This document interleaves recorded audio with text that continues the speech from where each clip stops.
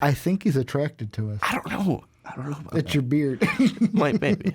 I use some pretty good oils. Whoa. The fuck's that? It's a squirrel. He's trying to hang onto the window. He's off. What the He jumped on the window. Why don't we have a boom mic on that?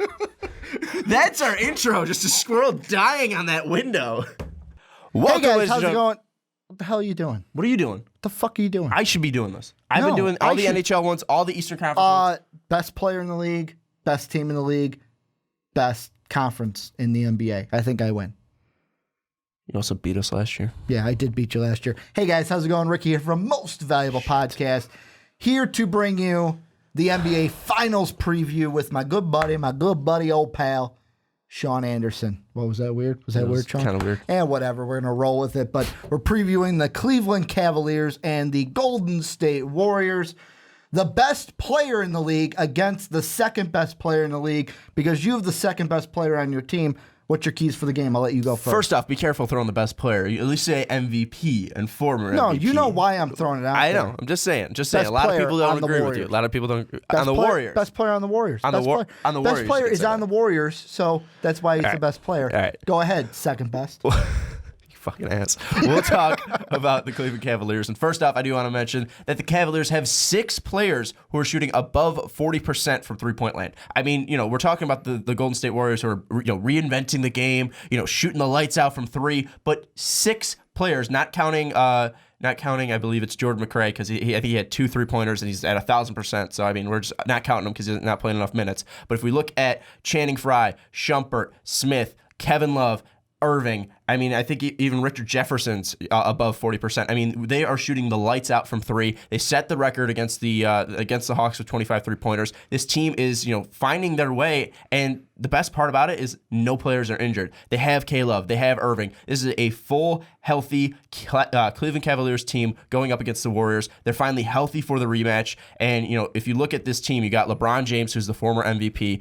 who's one of the best players in the NBA still, who's basically a point guard in a 6'8" body. I mean, he's scoring 24 points a game. He's just leading this Cavs team. He's hungry. He's finally back in Cleveland. And then you look at the supporting cast. I mean, Kyrie's putting up 24 a game. You got K-Love putting up 18 and 10 a game. You got, Channing Frye, amazing off the bench. J.R. Smith playing his mind, playing lights out, basically. I mean, this team is put together. They're healthy. I couldn't tell you a reason why they wouldn't be able to win this series. I mean, you look at this team, and if injuries was what really held them back last year. I mean, I look at this team, they're scoring, they're playing like a team, and they're playing great defense. And I look at this team, and they've just mowed through their opponents. Whether you say the opponents were not good enough, they're still 12-2 in this playoffs. Hey, try going through the Thunder and the Spurs. Well, the Thunder had to go barely through the did Spurs, that. but try going through the Thunder just to get here. Barely did that.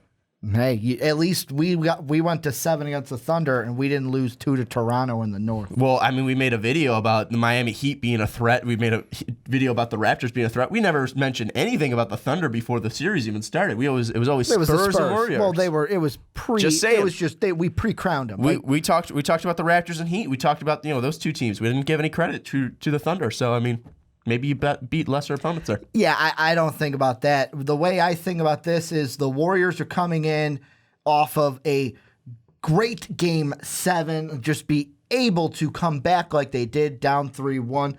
The way I describe the series is kind of like, I'll put a little homegrown kind of sprinkle onto it. Of course you will. It's kind of like the Chicago Blackhawks against Detroit. It was one of those things where it's like, okay, you're not going to win Game 5 in the Oracle, but that Game 6, that was a must-win Game 6 for the Thunder. Couldn't do it. And the way I was describing it is the same I described that Detroit and Blackhawks series. If you lost Game 6, there was no way you were going to win Game 7 against the Warriors in their own house. That's why they are here. And you've got the best player in the league in Steph Curry, one of the 2 best shooters in the entire league. You could say the 2 best shooters, yeah. In Steph Curry and Klay Thompson. Did you not see him go full God mode in Game 6, just doing everything? The owner even bowed down to him, and the owner's son went up for the high five, and Klay said, "Get that out of here. I'm not going to high five you." But you also have Draymond Green's going to kick LeBron in the balls a couple times with his kicking motion. Going to love to see that this series. Dirty player.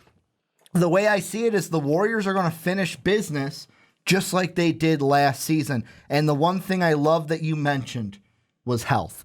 That's the only thing that the Warriors are going to have to go up against this year that they didn't last year. A healthy Cavaliers team. But the way I see it, Thompson's going to be on. He's going to be picking up the slack when Curry has slumped a little bit. But Curry is going to pick it up for the finals. And I'm going to say this. Warriors in 6, because just like Jordan, Curry ain't even going to a Game 7 in the finals. First off, Warriors might have other health issues as Curry has been in and out this whole playoffs with his ankle injuries. I mean, if he goes down seriously, he might not be playing. Let's be honest. Just saying. He may not be at 100%, but really at this point, who is at 100% coming into a finals game? I'm just saying. There's a ton of nicks and bruises and scratches that you've been taking. Well, there's nicks and bruises. And there's a bad ankle. There's a bum ankle between. Nobody's at scratch. 100%. Curry will be fine. Thompson will be fine. Draymond will be fine. You got Iguodala off the bench, or if he starts, Harrison Barnes been picking it up. This Warriors team, I'm gonna be confident that they're gonna win it in 6.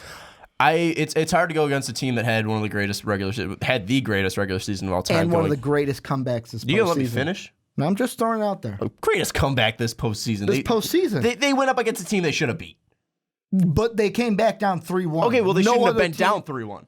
That's my point. But no other team has done that, and a lot of people wrote them off sooner. The Cavs were never down. The Cavs were always leading the series, or they were at least tied. You know, they were always above their opponents. They were always putting pressure on their opponents. They've never taken the pedal or their foot off the pedal. They're still going. They're still going fast. There's no one in the paint. I mean, Bogut's good, but Bogut isn't going to be playing great defense. Spates is good, but he's not going to be playing great defense. Is Bogut really going to play as many minutes though this series, because Cleveland's not going to use the same kind of length that the Thunder used against the Warriors? Well, you have K-Love, who's still good in the post. You have Tristan Thompson, who's not great offensively. Yeah, but he's still quick going to the basket. I'm saying more like Bogut's going to play, but he's not going to be the same thing going up against Adams and Cantor and Ibaka like he did in the last series. I'm going to make my point. Okay, go ahead. Anyways, the Cavs have been mowing through opponents. They've not taken their foot off the pedal. They're just going through their opponents. They're adjusting their game. I mean, again, I mentioned the 6 players who are shooting above 40% from 3. I mean, if you're looking at a team that can match the small ball lineup of the Warriors,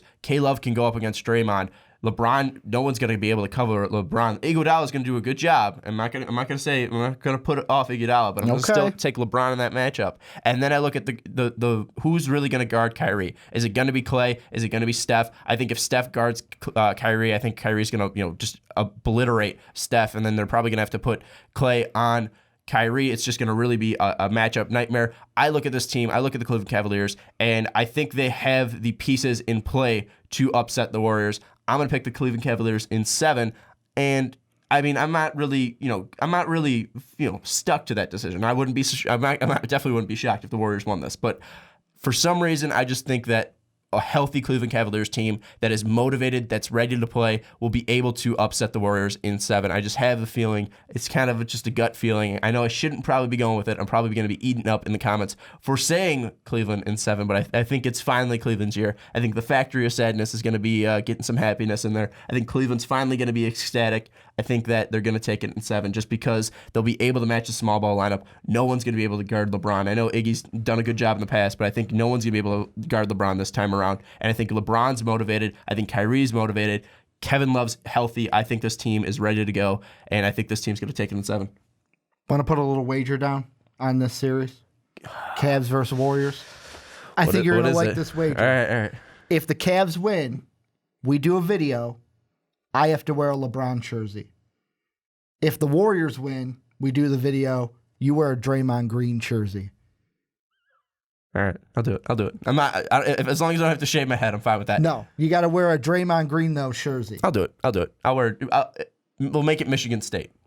No, it's a Warriors. Fine. If I'm wearing a LeBron Cavs jersey, no, hey, what are you doing? All right. No.